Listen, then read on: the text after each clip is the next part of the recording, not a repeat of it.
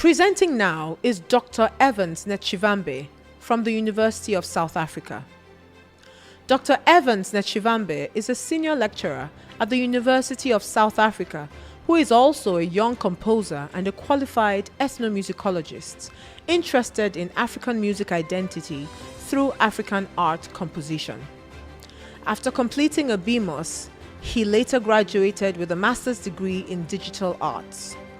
His PhD in African music composition, completed in the Wits School of Arts in 2019, incorporates Venda rhythmic elements into African art music and explores a new sound world through composition. He has received 3 commissions from the Samro Foundation in 2010, 2011 and 2012 respectively, and is a recipient of a choral music competition in 2008 showcasing 20th century choral music style. Most of his compositions are performed overseas. His passion for digital arts and contemporary art theory within the context of the 4th Industrial Revolution aligns with the global shift towards a digitally connected network of people. His research interests also include the formalization of indigenous African music knowledge and the professionalization of indigenous instruments. His engagement with diverse sectors and individuals aligns seamlessly with his commitment to continuous improvement and growth. Please welcome Dr. Evans Netshivhambe as he presents The Rise of Self-Taught African Art Music Composers in South Africa's Choral Tradition. Thank you so much, and good afternoon to all the distinguished guests, students, lecturers, and everyone who's attending. I hope I'm audible. Can you hear me? Yes.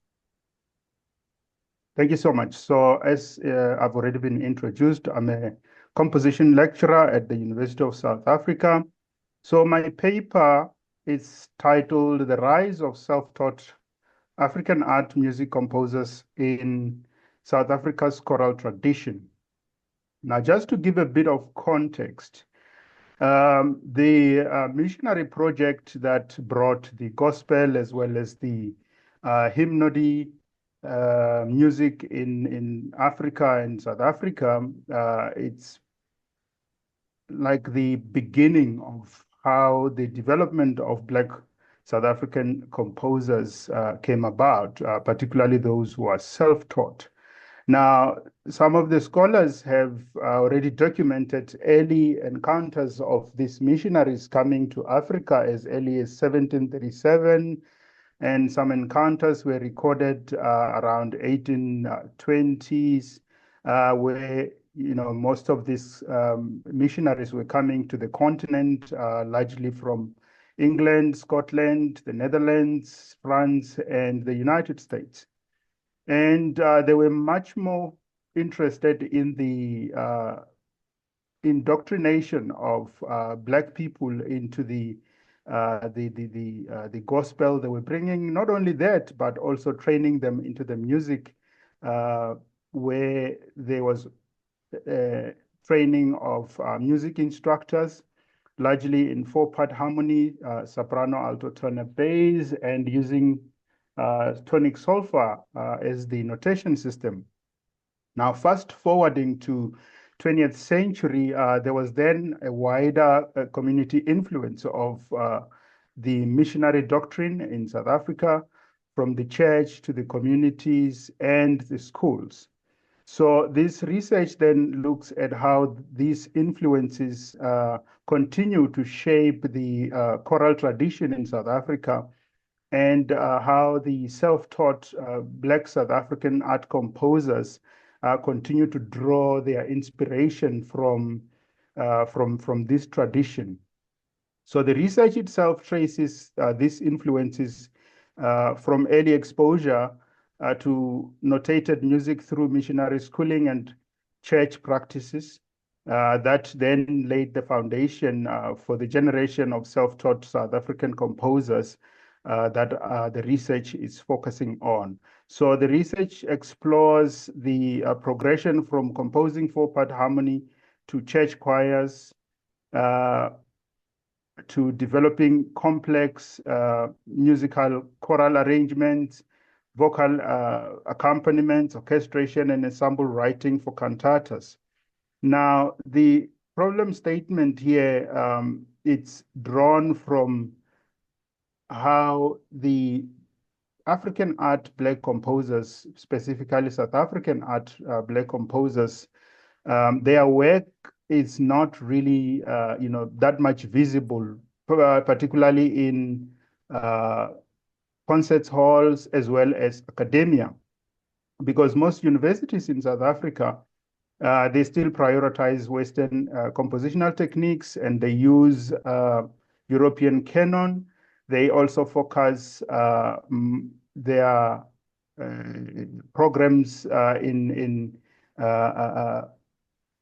predominantly, attracting white scholars, so to speak, because Black scholars feel that, when they enter into these programs, they are now, being trained in Western canon that focuses more on the great composers and doesn't include, composers of our own continent or of our own country.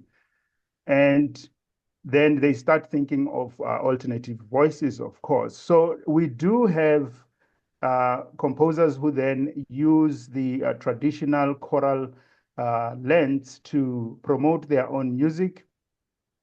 And these composers, they develop their own craft through practical engagement with existing Western repertoire, learning to arrange, compose, and orchestrate outside institutional frameworks. But the biggest challenge there is that their work is largely absent within the academic repertoire selection, and it's not widely used as teaching and learning material, or you hardly even find their works performed in professional concert programs.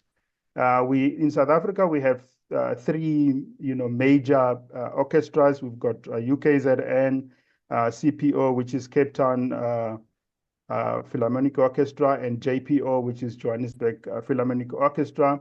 We also have some other orchestras like the National Youth Orchestra, the Mzansi National Philharmonic Orchestra, which has been now established as like the national orchestras, so to speak, to bring the other orchestras together, because the government also realized that the national orchestras that were there, KZN, CPO, and JPO, were pretty much about the presentation of white composers and South African white composers, and it did not even have many Black players. So the Mzansi National Philharmonic Orchestra was then introduced to try to bring the Black players as well as Black composers' work to be incorporated.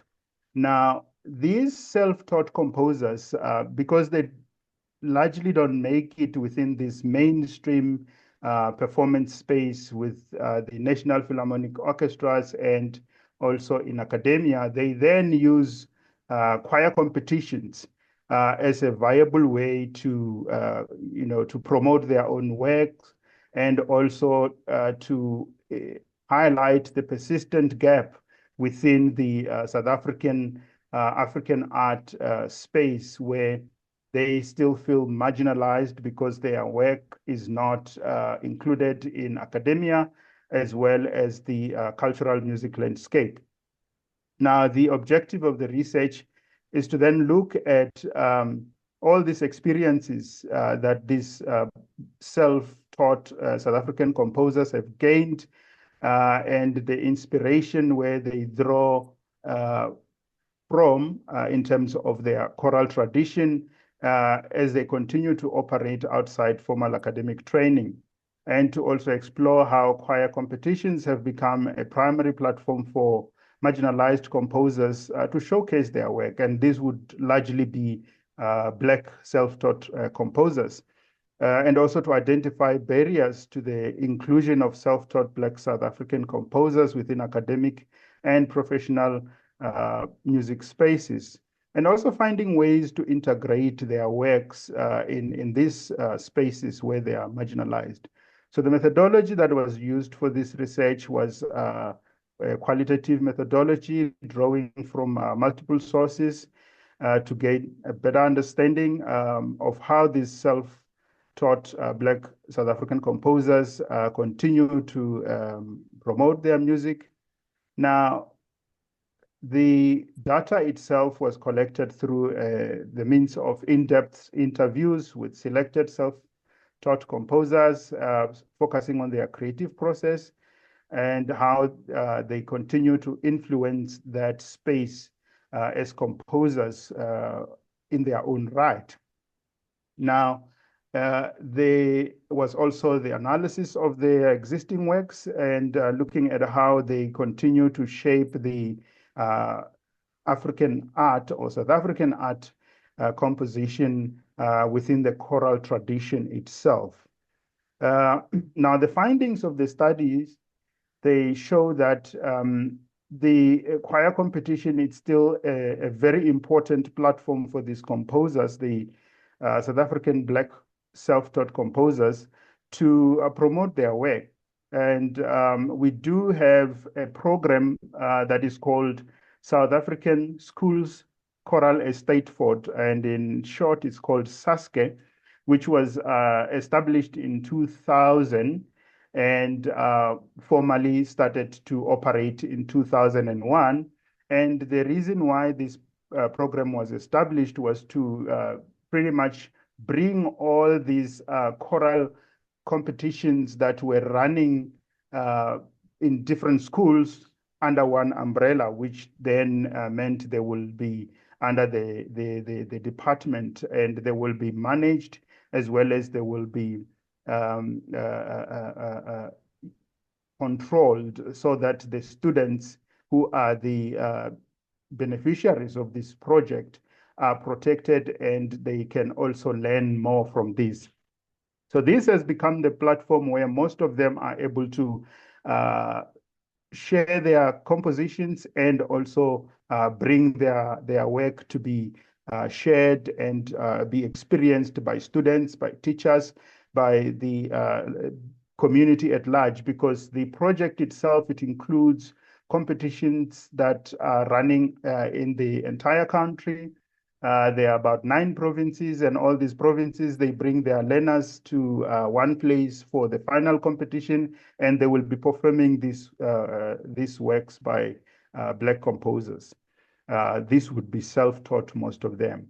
Now, this space itself, it at least allows them to compete because it offers them an opportunity to learn and to improve as they see other composers like them who are doing better, who are writing orchestrated work, who are actually even writing, work that is loved by people, and so on and so forth. A particular case study of one of the composers who is called Qinisela Sivisi, who is also self-taught.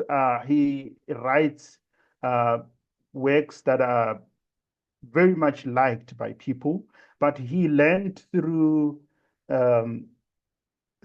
typesetting. So he was basically hired by the Department of Basic Education to typeset all the compositions that all composers bring together. And then he will typeset all of them. And that became an exercise for him to learn how to compose, to learn how to arrange, how to orchestrate, because he will be given not only South African works, but also works from the international space, like the choral traditions of Handel, Haydn, and Mozart, and so on and so forth. So already from that arrangement, he was learning how to put together an orchestrated work or an arranged work or a composed work. And he also became an example because many started learning from him. When they write a piece in tonic solfa, they will then bring that to him and ask him to orchestrate. And they also learn from that. But this then became a tradition where they were all learning from each other and becoming better in terms of orchestrating their own works, in terms of arranging their own works and composing their own works. So this is a very good example. Now, they also collaborate with each other, and they also find maybe students who are in composition programs at universities, or those who have graduated who at least know how to orchestrate. They will then ask them to orchestrate for them, or do a collaboration work to learn from them to orchestrate. Now, this has also shown that these composers, they used all these experiences to gain more experience for themselves, and also having exposure to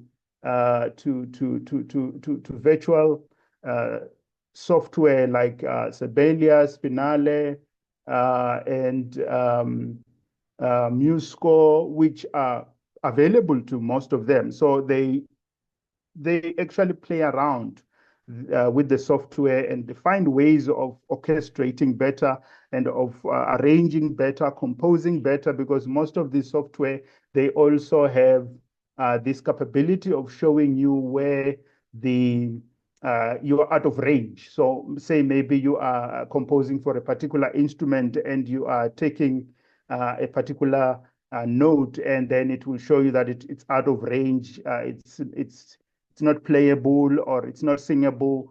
So they use those, simple techniques that are already embedded on the program to then learn how to orchestrate, how to write, how to put together a work. Now, early South African Black composers, they relied on white orchestrators or white composers who would orchestrate for them and who would write large or grand works for them. But that also showed that there was a challenge, because most of these orchestrated work by white orchestrators or white composers, even though they were arranged by Black composers, there was a lot of friction and tension in terms of ownership, who owns what, when royalties are paid, who will actually get money from that.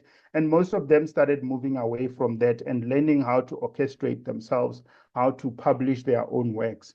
And this has also shown to be a very positive thing, because they were very resilient to how to, do it themselves instead of relying on others. Now, the interesting thing about their works is that most of their works show that they are also moving away from that traditional understanding of how to incorporate African elements, which normally kind of emphasizes the call and response, rhythmic centric or cyclical structures. They are using other ways of Africanizing their music from an African perspective, like using speech surrogacy, African-centered harmonic contour, and also a language-centered approach where, as a Black South African composer in their own right, even though they are self-taught, they are using traditional ways and traditional approaches of writing their own compositions. And this is how they then create this space of a self-taught composition trajectory that is actually performed a lot, particularly in this Eisteddfod competitions, and they continue to gain a lot of followers. And the space itself, because it's a competition space, it enables them to compete more, to actually do better, to even become Hello, Dr. more. Oh, Yes. kindly round up. You only have 1 minute left, please. All right, no problem. So I think I've just run away from there and then just quickly get to the discussion. The importance of this research shows that it's important to allow these self-taught Black composers to also shine within spaces of concerts hall as well as academic space. This is where most of their compositions are not showcased. In academia, students are not learning about their compositions, they are not studying about their compositions, and also in these orchestra performances, their works are not selected, they are not used, and of course, largely because maybe their works are not known. Some of them are archived at SAMRO. SAMRO is South African music right organization which collects royalties for composers. So there's a big challenge for their works to be widely exposed and known, but they are doing very much good as self-taught composers. I think I will end there. Thank you. Okay, thank you so much, Dr. Ntshengedzeni. I think in case you have questions for those online and those also on site, please, you are welcome to engage Dr. Ntshengedzeni. Okay, let's see. Let's check.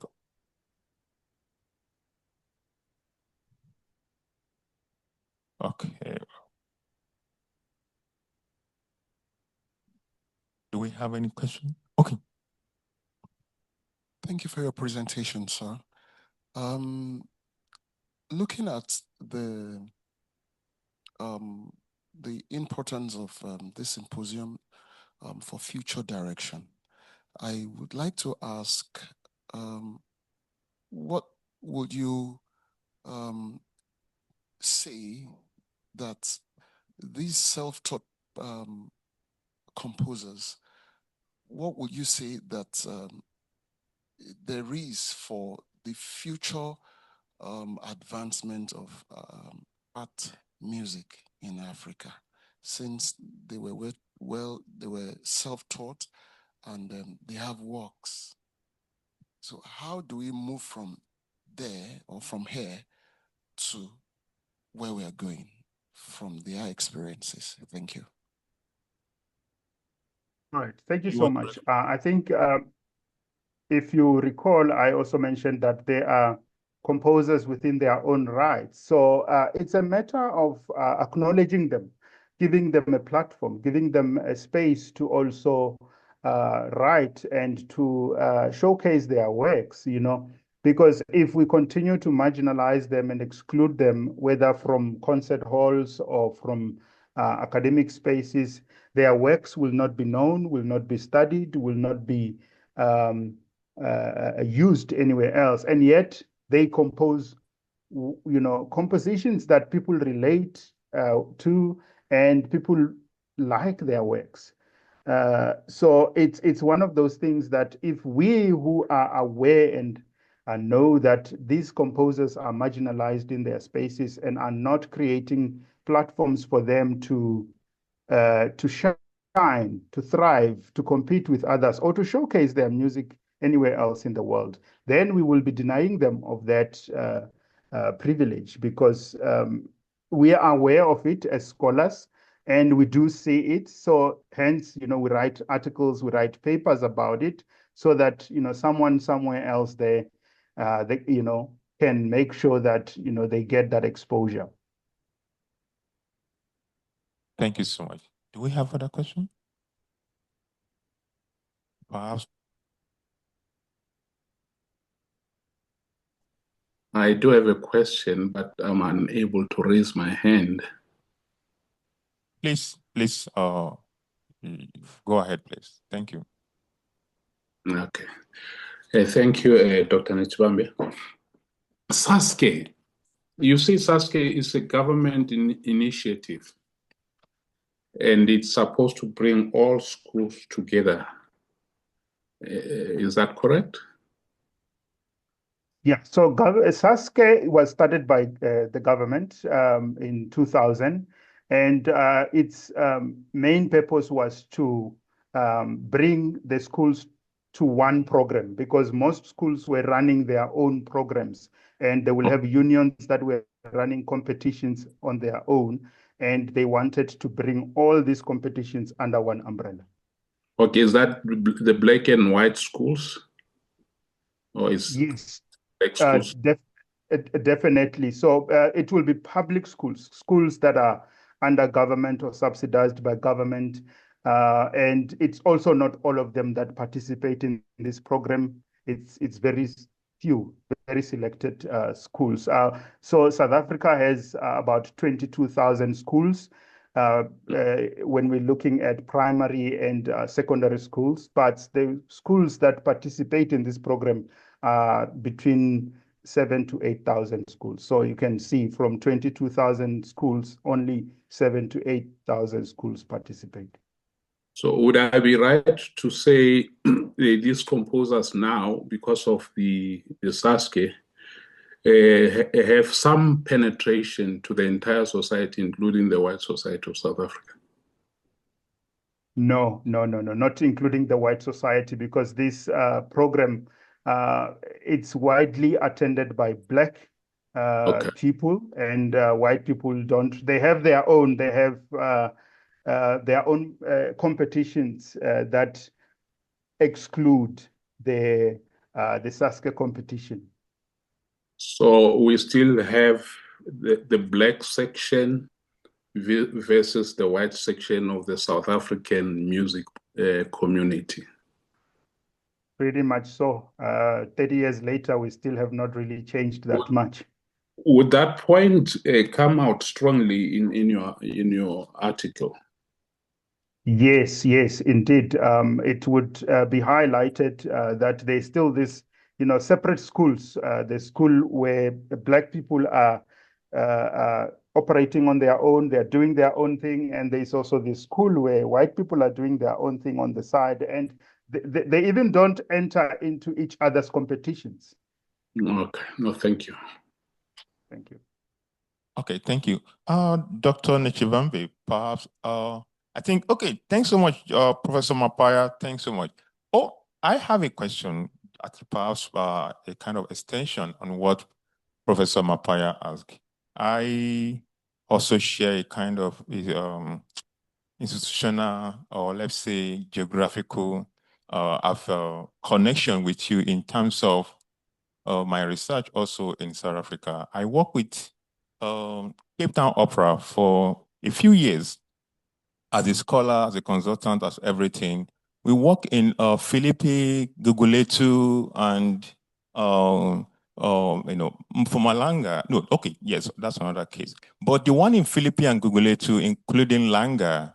So, like you explained, most of these government schools, or let's call them government school, they don't have music education in terms of music as a subject, but they have choir. So